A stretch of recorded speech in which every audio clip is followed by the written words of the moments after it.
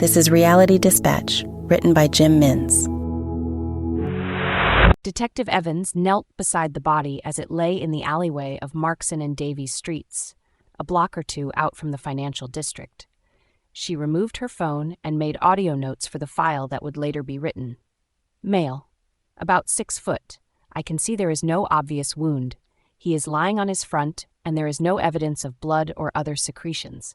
He is approximately 20-25 years of age. Caucasian. I am attempting to remove the contents of his pockets. I can see there has been some interference. His identification has been removed, and there is no phone on his person. No way to formally identify him from the appearance. This will need to be completed in the lab. She stood up and observed the scene objectively. She walked in a circular motion around the corpse. She knelt back down, looking at the underside of his shoe. Protrusion of some kind tucked under the inside heel of his shoe. It is a brown leather business type of a shoe, attempting to retrieve. She pressed a finger against the item that was pressed up against the sole and peeled it off. It was plastered with thick, strong glue and required a heavy grip to remove it completely. She held it between her thumb and her finger as she looked it over with a squint. Some kind of stick, a USB stick for a computer. I'm going to bag it and mark it Exhibit C. She showered at 5 a.m., having come home 30 minutes earlier from the crime scene. She had the evidence in her work bag. It was sealed and ready for disposal at the lab.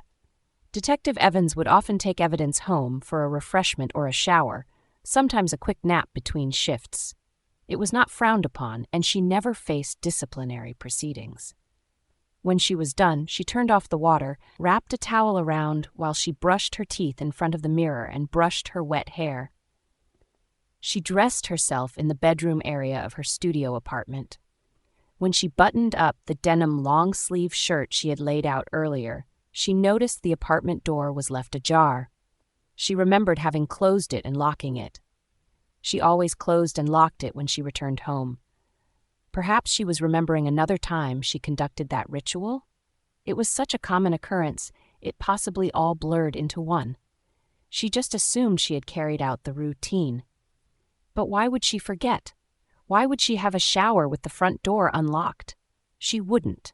Her service revolver was in its holster near the entrance to her walk-in wardrobe.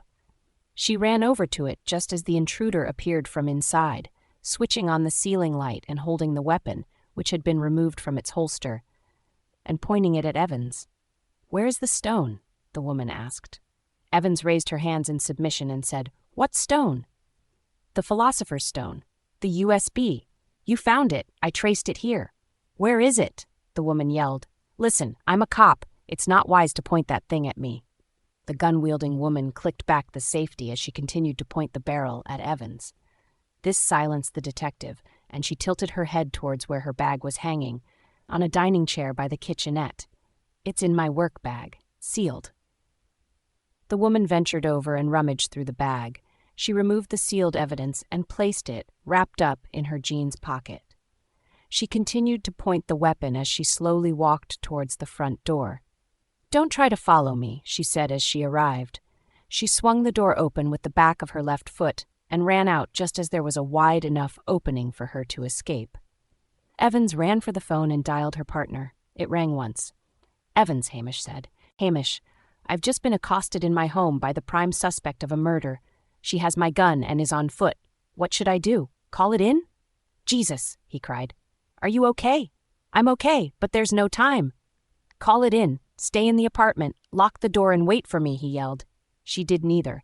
She hung up when her bearings returned and exited for the front door. She could hear the distant echo of feet on the fire escape and ran towards the exit signs.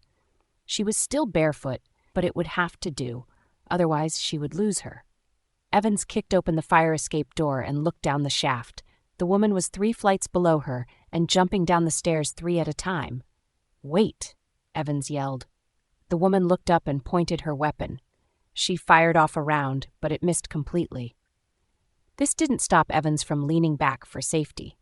When she could hear the woman running once more, she regained her footing and began descending the stairs 2 at a time.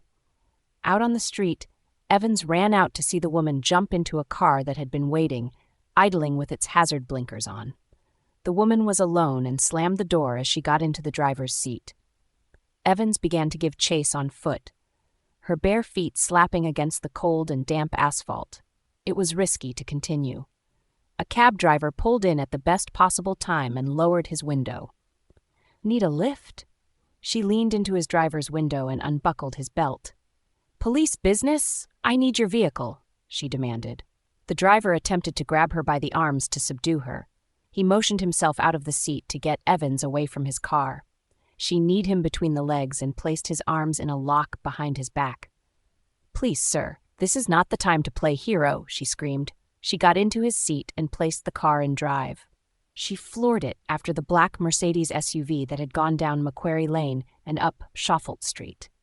It was heading towards the financial district. The scene of the crime, Evans thought. The sounds of sirens permeated through the alleys of the buildings as Evans followed the SUV.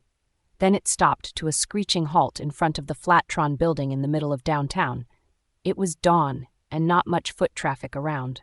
Evans thanked the heavens internally for this fact. The woman ran out of the car, leaving it abandoned in the street, and fired off a series of shots at her, all pounding against the windshield of the taxicab.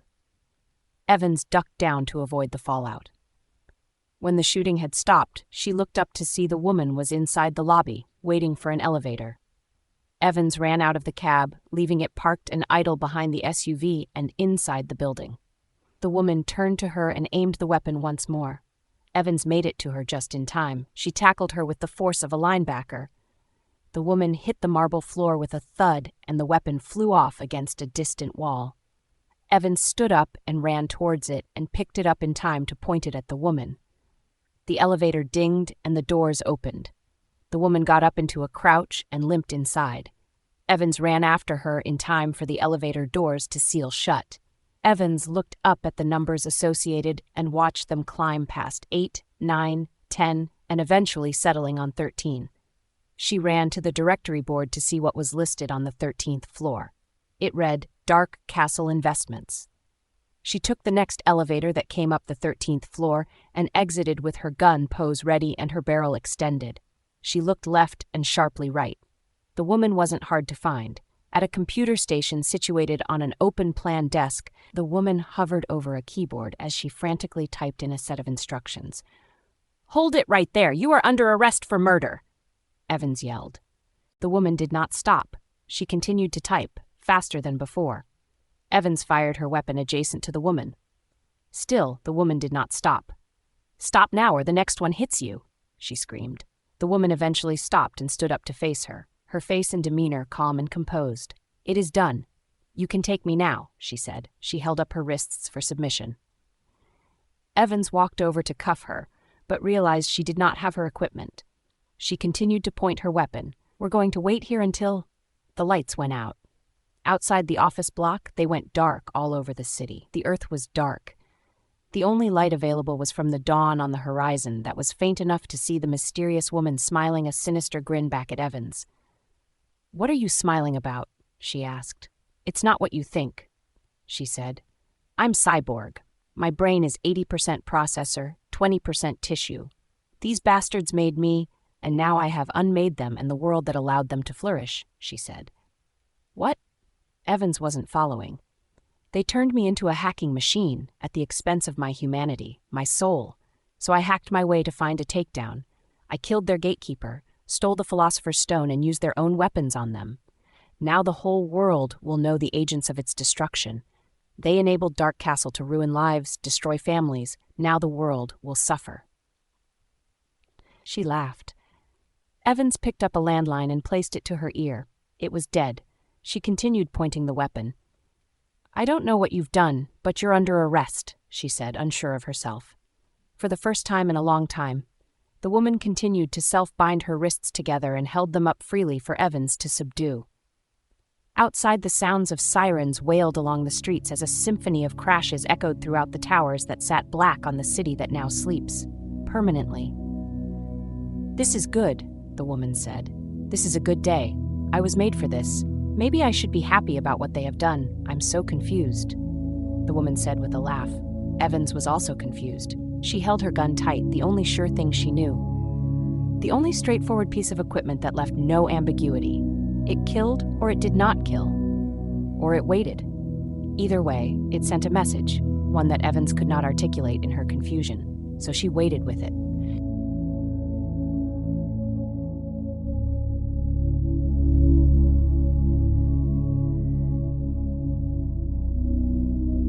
For more stories of fact-based fiction, head to jimmins.substack.com.